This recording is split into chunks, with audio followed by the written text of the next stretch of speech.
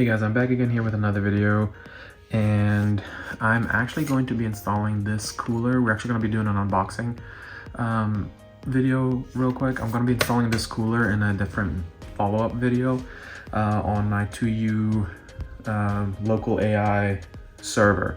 But I just want to show you guys what all you get with this particular cooler. You can get it on Amazon for roughly about $25-ish. I'll post a link in the description so you guys can take a look at it if you like it. The reason what drew me to it is it's only a 45 millimeter cooler, so it's a very, very low profile. So go ahead and open it up. You got your installation instructions. From the sound of it, hardware. And then here is the actual cooler.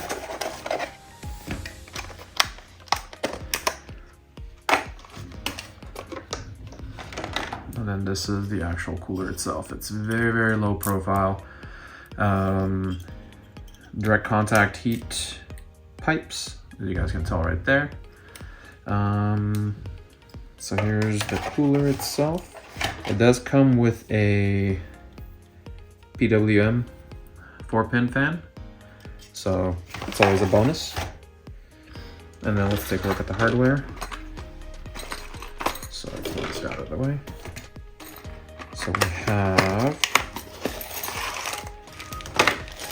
your AMD bracket set, and then your Intel bracket set, and they do provide you a little bit of thermal paste.